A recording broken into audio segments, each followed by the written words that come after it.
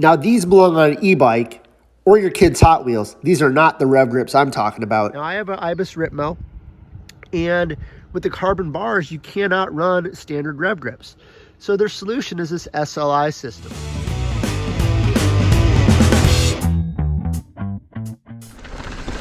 Why do you need Revgrips? It's for the high vibration chunk like you're watching right here.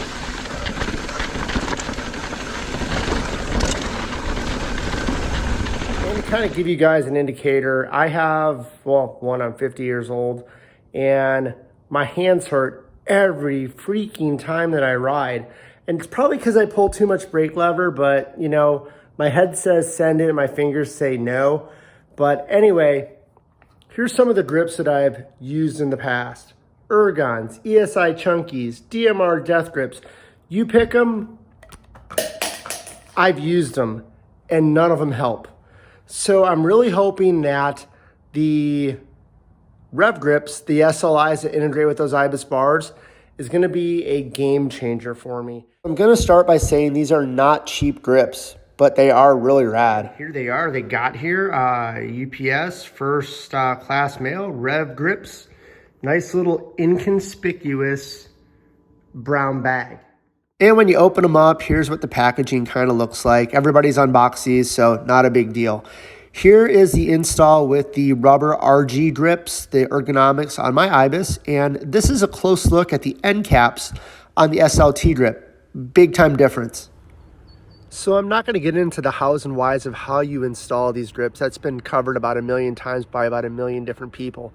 But I did go with the Chunkies from a recommendation by the Crashing Dad. They did solve my hand pain, and thank you for that recommendation. The install on these is pretty easy. They're just rubber O-rings. They go on with these tuning washers. You don't have to cut them apart into 15 million pieces anymore. They just snap right on. And the SLTs is a little bit different, meaning that the end caps are not the conventional kind of end caps that you get with Revgrips. These thread into the bars. They take the place of the more on the end on the Ibis Hilow carbon bars. And you do have to install it with some thread locker, and you do have to torque them down to a certain spec. But what these end caps do is they give the grip the ability to be suspended on the outside without being attached to a physical bar. And it's a really, really genius kind of engineering thing. And these grips just, they work well.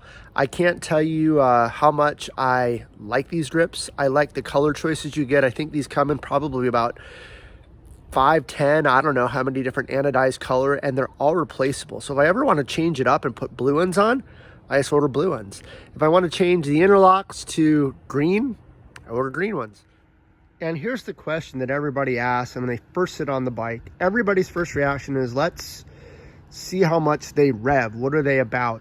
And everybody grabs them and they give them a twist, and yeah, they physically move.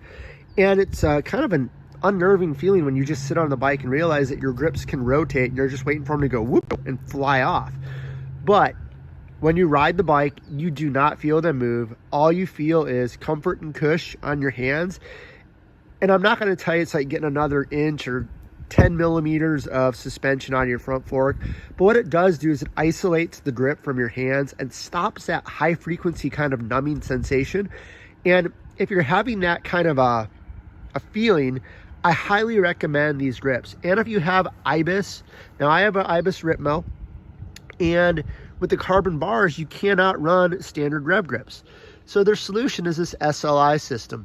Again, beautifully machined, beautifully thought out, beautiful installation, and really the price isn't that bad, especially when you consider I'm replacing grips 2 or 3 times a season from crashes and whatnot. These are not going to go anywhere. They're all machined aluminum.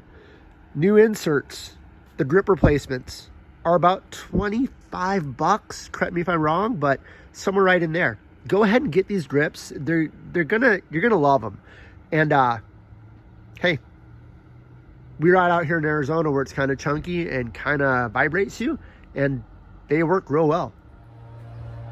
So let's step back and talk about the points of contact on your bike.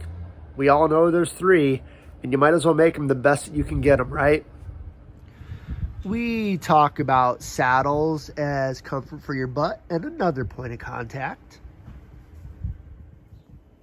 We talk about pedals and whether they're flat or clipless. It's another point of contact. And the point of contact that keeps our butts off the dirt is the tire. Now, that isn't a physical point of contact between your connection and the bike, but it is a rather important connection. So why not make all of these connecting points as good as you can possibly get them? I recommend Revgrip on the bars.